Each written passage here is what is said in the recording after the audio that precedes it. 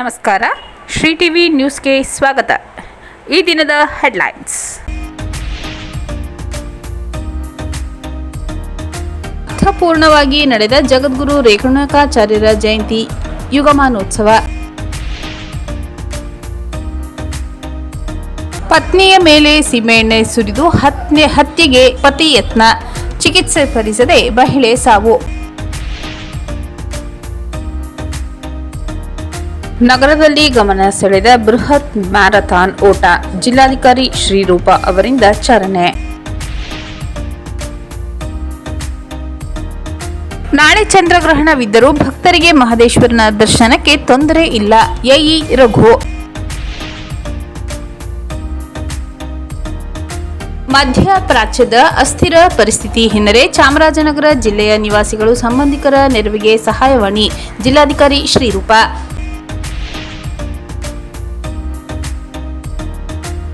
ಗುಂಡ್ಲುಪೇಟೆಯ ರಂಗುಪುರ ಗ್ರಾಮದ ಹೊರವಲಯದ ಗುಡ್ಡದಲ್ಲಿ ಚಿರತೆ ಮೃತದೇಹ ಪತ್ತೆ.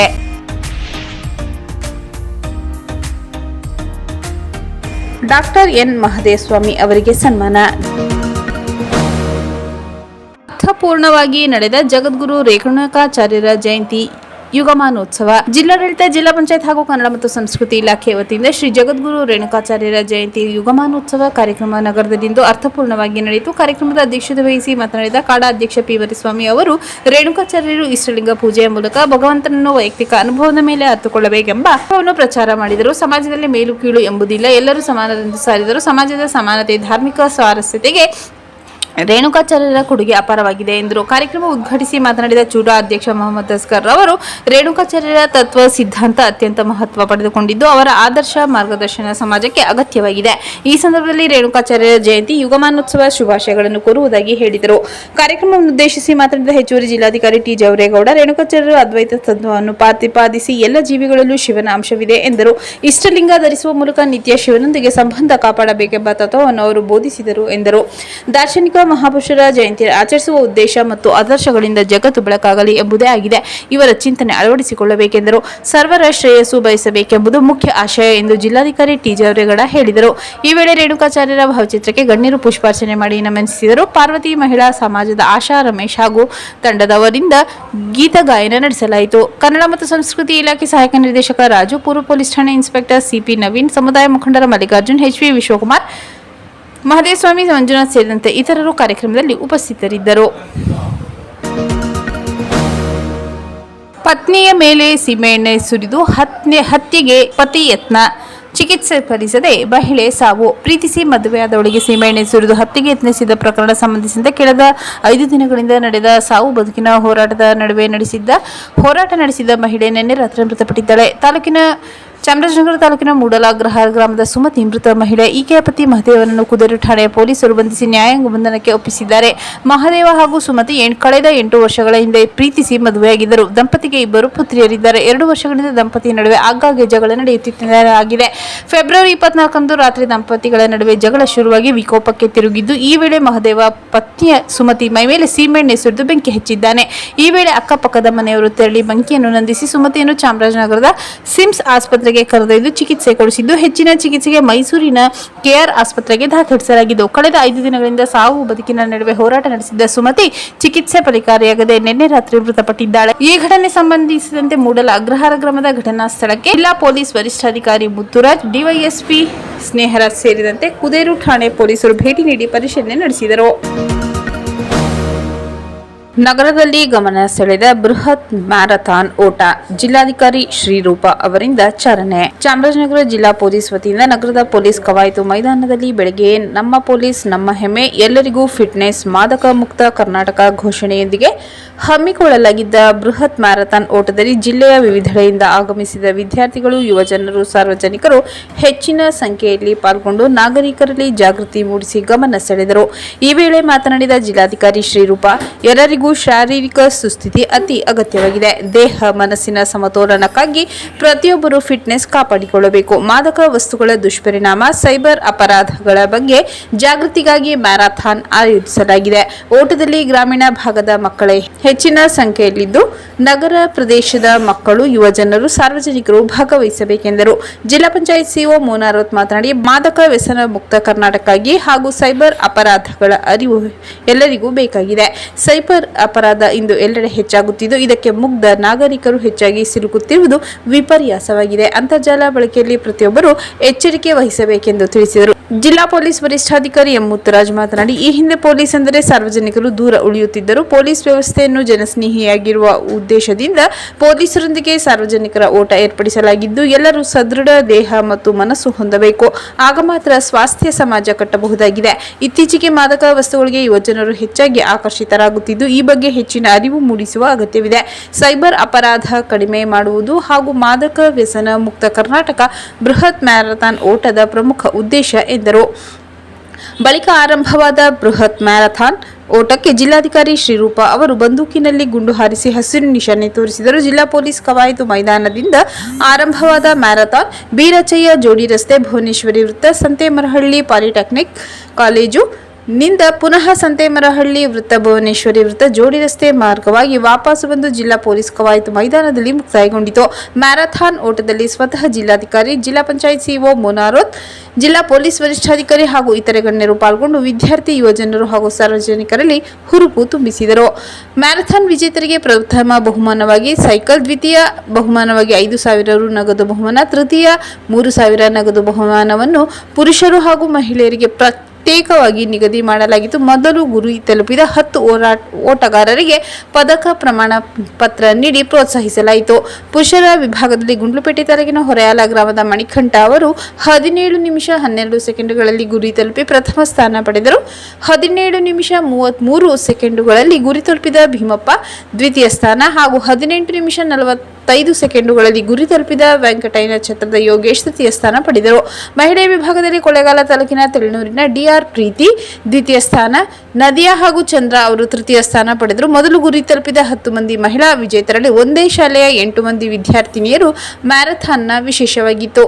ಹೆಚ್ಚುವರಿ ಜಿಲ್ಲಾ ಅಧೀಕ್ಷಕ ಎಂಎನ್ ಶಶಿಧರ್, ಡಿವೈಎಸ್ಪಿ ಸ್ನೇಹರಾಜ್, ಜಿಲ್ಲಾ ಮೀಸಲು ಪೊಲೀಸ್ ವಿಭಾಗದ ಡಿವೈಎಸ್ಪಿ ಸೋಮಣ್ಣ, ಪಡೆಯ ಚಾಮುಲ್ ವ್ಯವಸ್ಥಾಪಕ ನಿರ್ದೇಶಕ ರಾಜ್ಕುಮಾರ್, ಬ್ಯಾಂಕ್ ಆಫ್ ಬರೋಡಾ ಶ್ರೀಧರ್ ಸೇರಿದಂತೆ ಇತರರು ಕಾರ್ಯಕ್ರಮದಲ್ಲಿ ಉಪಸ್ಥಿತರಿದ್ದರು.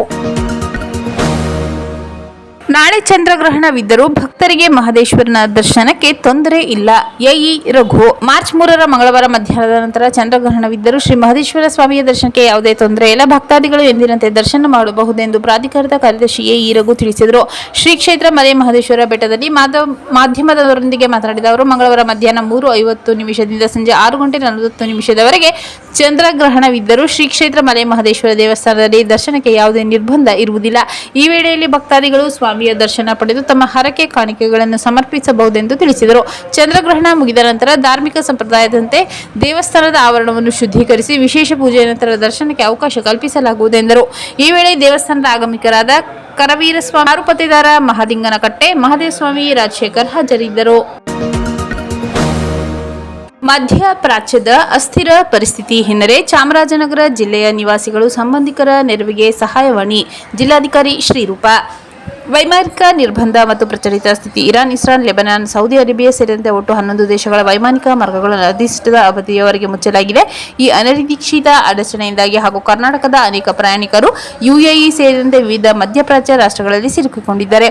ಮುಖ್ಯಮಂತ್ರಿ ಹಾಗೂ ಕಂದಾಯ ಸಚಿವರ ನಿರ್ದೇಶನದಂತೆ ರಾಜ್ಯ ಮತ್ತು ಜಿಲ್ಲಾ ತುರ್ತು ಕಾರ್ಯಾಚರಣೆ ಕೇಂದ್ರ 24x7 ಅವಧಿಯಲ್ಲಿ ಕಾರ್ಯನಿರ್ವಹಿಸುತ್ತಿದ್ದು, ವಿದೇಶಾಂಗ ವ್ಯವಹಾರಗಳ ಸಚಿವಾಲಯ ಮತ್ತು ಭಾರತೀಯ ರಾಯಭಾರಿಗಳ ಕಚೇರಿಗಳು ನೀಡುವ ಸೂಚನೆಗಳನ್ನು ಜಿಲ್ಲಾಡಳಿತ ನಿರಂತರವಾಗಿ ಗಮನಿಸುತ್ತಿದೆ. ಚಾಮರಾಜನಗರ ಜಿಲ್ಲೆಯ ನಿವಾಸಿಗಳು ಅಥವಾ ಸಂಬಂಧಿಕರು ಹೆಚ್ಚಿನ ಮಾಹಿತಿಗಾಗಿ ಮತ್ತು ಸಹಾಯಕ್ಕಾಗಿ 24/7 ಕಾರ್ಯನಿರ್ವಹಿಸುವ ಚಾಮರಾಜನಗರ ಜಿಲ್ಲಾ ತುರ್ತು ಕಾರ್ಯಾಚರಣೆ ಕೇಂದ್ರವನ್ನು ಕೇಂದ್ರಕ್ಕೆ ಕರೆ ಮಾಡಿ ಸಹಾಯ ಪಡೆಯಬಹುದು. ಮಧ್ಯಪ್ರಾಚ್ಯ ದೇಶಗಳಲ್ಲಿರುವ ಕರ್ನಾಟಕದ ನಿವಾಸಿಗಳು ಹಾಗೂ ಜಿಲ್ಲೆಯವರಿದ್ದಲ್ಲಿ ಅಲ್ಲಿನ ಸ್ಥಳೀಯ ಸರ್ಕಾರಗಳು ನೀಡುವ ಸುರಕ್ಷಿತಾ ಮಾರ್ಗಗಳನ್ನು ಕಡ್ಡಾಯವಾಗಿ ಪಾಲಿಸಬೇಕು. ಸಂಕಷ್ಟದಲ್ಲಿರುವವರು ಆಯಾ ದೇಶದ ಭಾರತೀಯ ರಾಯಭಾರಿ ಕಚೇರಿಯ ಸಹಾಯವಾಣಿಗೆ ಕರೆ ಮಾಡಬೇಕು ಅಥವಾ ಸಾರಥಿ ಸಹಾಯತಾ ಪೋರ್ಟಲ್ನಲ್ಲಿ ನೋಂದಾಯಿಸಿಕೊಳ್ಳಬೇಕೆಂದರು. ವೀಸಾ ಸಂಬಂಧಿತ ಸಮಸ್ಯೆಗಳಲ್ಲಿ ಹತ್ತಿರದ ಎಫ್ಆರ್ಆರ್ಒ ಕಚೇರಿಯನ್ನು ಸಂಪರ್ಕಿಸುವಂತೆ ಜಿಲ್ಲಾಧಿಕಾರಿ ಶ್ರೀರೂಪ ಪ್ರಕಟಣೆಯಲ್ಲಿ ತಿಳಿಸಿದ್ದಾರೆ. ಗುಂಡ್ಲುಪೇಟೆ ರಂಗುಪುರ ಗ್ರಾಮದ ಹೊರವಲಯದ ಗುಡ್ಡದಲ್ಲಿ ಚಿರತೆ ಮೃತದೇಹ ಪತ್ತೆ. ಗುಂಡ್ಲುಪೇಟೆ ತಾಲೂಕಿನ ರಂಗುಪುರ ಗ್ರಾಮದ ಹೊರವಲಯದ ಗುಡ್ಡದಲ್ಲಿ ಚಿರತೆ ಮೃತದೇಹ ಪತ್ತೆಯಾಗಿದ್ದು, ಗುಡ್ಡದ ಸಮೀಪ ಮಹದೇವಪ್ಪ ಎಂಬುವರ ಜಮೀನಿನ ಬಳಿ ಚಿರತೆ ಮೃತದೇಹ ನೋಡಿದ ಗ್ರಾಮಸ್ಥರು ಮಾಹಿತಿ ನೀಡಿದ್ದಾರೆ. ಸ್ಥಳಕ್ಕೆ ತೆರಳಿ ಪರಿಶೀಲನೆ ನಡೆಸಿದ್ದು, ಚಿರತೆ 1 ರಿಂದ 2 ವರ್ಷ ಪ್ರಾಯದಾಗಿದ್ದು, ಮುಳ್ಳುಹಂದಿಯನ್ನು ತಿನ್ನುವ ಪ್ರಯತ್ನದಲ್ಲಾಗಿರುವ ಗಾಯಗಳಿಂದ ಮೃತಪಟ್ಟಿರಬಹುದೆಂದು ಅಂದಾಜಿಸಲಾಗಿದೆ. ಗುಂಡ್ಲುಪೇಟೆ ಪಶು ವೈದ್ಯಾಧಿಕಾರಿ ಪ್ರಯೋಗಾಲಯಕ್ಕೆ ಕಳುಹಿಸಲು ಮಾದರಿ ಸಂಗ್ರಹಿಸಿ ಮರಣೋತ್ತರ ಪರೀಕ್ಷೆ ನಡೆಸಿ ಅನಂತರ ಅಂತ್ಯಕ್ರಿಯೆ ನಡೆಸಲಾಯಿತು. ಡಾಕ್ಟರ್ ಎನ್ ಮಹದೇವಸ್ವಾಮಿ ಅವರಿಗೆ ಸನ್ಮಾನ. ಜೆಎಸ್ಎಸ್ ಶಿಕ್ಷಣ ಸಂಸ್ಥೆ ವಿದ್ಯಾಭ್ಯಾಸದ ಜೊತೆ ವಿದ್ಯಾರ್ಥಿಗಳಿಗೆ ಕ್ರೀಡೆ, ಸಾಂಸ್ಕೃತಿಕ, ಎನ್ಎಸ್ಎಸ್ ಕಾರ್ಯಕ್ರಮಗಳಲ್ಲೂ ಹೆಚ್ಚಿನ ಪ್ರೋತ್ಸಾಹ ನೀಡಿದೆ ಎಂದು ಜೆಎಸ್ಎಸ್ ಮಹಿಳಾ ಕಾಲೇಜು ನಿವೃತ್ತ ಪ್ರಾಂಶುಪಾಲರಾದ ಡಾಕ್ಟರ್ ಎನ್ ಮಹದೇವಸ್ವಾಮಿ ತಿಳಿಸಿದರು. ನಗರದ ಜೋಡಿ ರಸ್ತೆಯಲ್ಲಿರುವ ಜೆಎಸ್ಎಸ್ ಮಹಿಳಾ ಕಾಲೇಜು ವತಿಯಿಂದ ಸಭಾಂಗಣದಲ್ಲಿ ನಡೆದ ಬೀಳ್ಕೊಡುಗೆ ಹಾಗೂ ನೂತನ ಪ್ರಾಂಶುಪಾಲರಿಗೆ ಸ್ವಾಗತ ಕಾರ್ಯಕ್ರಮದಲ್ಲಿ ನಿವೃತ್ತ ಪ್ರಾಂಶುಪಾಲರಾದ ಎನ್ ಮಹದೇವಸ್ವಾಮಿ ಸನ್ಮಾನ ಸ್ವೀಕರಿಸಿ ಮಾತನಾಡಿ, ನನ್ನ ಅವಧಿಯಲ್ಲಿ ಸಾವಿರಾರು ವಿದ್ಯಾರ್ಥಿಗಳಿಗೆ ನುರಿತ ಉಪನ್ಯಾಸಕರ ಮೂಲಕ ಜ್ಞಾನ ಅಭಿವೃದ್ಧಿಗೆ ಕಾರ್ಯಕ್ರಮದ ಜೊತೆಗೆ ಹಲವಾರು ಸಾಂಸ್ಕೃತಿಕ ಕ್ರೀಡೆ ಕಾರ್ಯಕ್ರಮಗಳನ್ನು ಹಮ್ಮಿಕೊಳ್ಳಲಾಗಿತ್ತು. ಭಾಗವಹಿಸಿದ ಎಲ್ಲ ವಿದ್ಯಾರ್ಥಿಗಳು ಸಮಗ್ರ ಬಹುಮಾನ ಗಳಿಸಿದ್ದಾರೆಂದು ಮೆಚ್ಚುಗೆ ವ್ಯಕ್ತಪಡಿಸಿದರು. ಜೆಎಸ್ಎಸ್ ಶಿಕ್ಷಣ ಸಂಸ್ಥೆಗಳ ಸಾರ್ವಜನಿಕ ಸಂಪರ್ಕಾಧಿಕಾರಿ ಆರ್ಎಂ ಸ್ವಾಮಿ ಮಾತನಾಡಿ, ವಿದ್ಯಾರ್ಥಿಗಳು ಪಾಠ ಮಾಡುವಾಗ ತಮ್ಮ ಗಮನ ಬೇರೆ ಕಡೆಗೆ ವಹಿಸದೆ ವಿದ್ಯಾಭ್ಯಾಸಕ್ಕೆ ಹೆಚ್ಚಿನ ಆದ್ಯತೆ ನೀಡಬೇಕು. ಆಗ ಪರೀಕ್ಷೆಯಲ್ಲಿ ಉತ್ತಮ ಅಂಕ ಗಳಿಸುವ ಸಾಧ್ಯವಾಗುತ್ತದೆ. ಆದ್ದರಿಂದ ಕಾಲೇಜಿಗೆ ಪೋಷಕರಿಗೆ ಕೀರ್ತಿ ಬರುತ್ತದೆ ಎಂದು ಹೇಳಿದರು. ಜೆಎಸ್ಎಸ್ ಮಹಿಳಾ ಕಾಲೇಜು ನೂತನ ಪ್ರಾಂಶುಪಾಲರಾದ ಟಿಎಂ ಮರಿಸ್ವಾಮಿ, ಗಡಿ ಜಿಲ್ಲೆ ಚಾಮರಾಜನಗರ ಜೆಎಸ್ಎಸ್ ಮಹಿಳಾ ಕಾಲೇಜು ವಿದ್ಯಾಭ್ಯಾಸ ಮಾಡಿದ ವಿದ್ಯಾರ್ಥಿಗಳು ಉತ್ತಮ ಸಾಧನೆ ಮಾಡಿದ್ದಾರೆ. ನಾನು ಸಹ ಸುತ್ತೂರು ಶ್ರೀ ಕ್ಷೇತ್ರ ಸ್ವಾಮೀಜಿಯವರ ಆಶೀರ್ವಾದದಿಂದ ವಿದ್ಯಾರ್ಥಿಗಳಿಗೆ ಇನ್ನೂ ಹೆಚ್ಚಿನ ವಿದ್ಯಾಭ್ಯಾಸಕ್ಕೆ ಅನುಕೂಲವಾಗಲು ಹಾಗೂ ಕ್ರೀಡಾ ಕ್ಷೇತ್ರದಲ್ಲಿ ಹೆಚ್ಚಿನ ಸಾಧನೆ ಮಾಡಲು ಪ್ರೋತ್ಸಾಹ ನೀಡುತ್ತೇನೆ ಎಂದು ತಿಳಿಸಿದರು. ಮೈಸೂರು ಜೆಎಸ್ಎಸ್ ಮಹಾವಿದ್ಯಾಪೀಠದ ಕಾಲೇಜು ಶಿಕ್ಷಣ ವಿಭಾಗದ ಸಹಾಯಕ ನಿರ್ದೇಶಕ ಬಿ ನಿರಂಜನ್ ಮೂರ್ತಿ, ಕಾಲೇಜಿನ ಪ್ರಯೋಗಾಲಯ ಸಹಾಯಕ ನೋಬೆಲ್ ಮನೋರಾಜ್, ಜೆಎಸ್ಎಸ್ ಪದವಿ ಪೂರ್ವ ಕಾಲೇಜಿನ ಪ್ರಾಂಶುಪಾಲರಾದ ದೇವರಾಜ್ ಮೂರ್ತಿ ಹಾಗೂ ಜೈ ಭುವನೇಶ್ವರಿ ಕನ್ನಡ ಯುವ ವೇದಿಕೆ ಅಧ್ಯಕ್ಷ ಜಿ ಬಂಗಾರು, ಬಿಎಡ್ ಕಾಲೇಜಿನ ಪ್ರಾಂಶುಪಾಲರಾದ ಡಾಕ್ಟರ್ ಬಸವಣ್ಣ, ಮೈಸೂರಿನ ಶಶಿಕಲಾ, ಜನನಿ ಉಪನ್ಯಾಸಕರಾದ ರೂಪಶ್ರೀ, ಅರುಣಾ ಸೇರಿದಂತೆ ವಿವಿಧ ಸಂಘ ಸಂಸ್ಥೆಗಳ ಅಧ್ಯಕ್ಷರು, ಪದಾಧಿಕಾರಿಗಳು, ಶಿಕ್ಷಣ ಸಂಸ್ಥೆಯ ಎಲ್ಲ ಶಿಕ್ಷಕರು ಹಾಜರಿದ್ದರು. ಮತ್ತೊಮ್ಮೆ ಮುಖ್ಯಾಂಶಗಳು.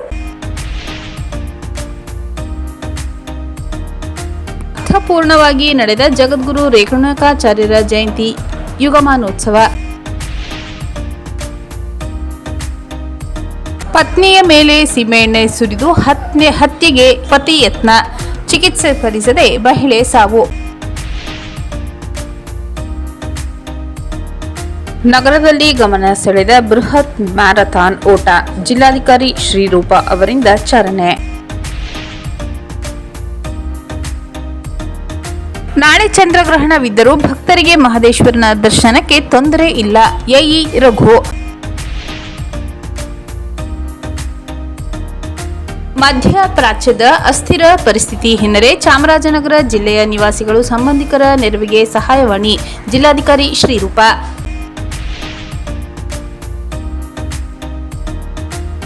ಗುಂಡ್ಲುಪೇಟೆ ರಂಗುಪುರ ಗ್ರಾಮದ ಹೊರವಲಯದ ಗುಡ್ಡದಲ್ಲಿ ಚಿರತೆ ಮೃತದೇಹ ಪತ್ತೆ.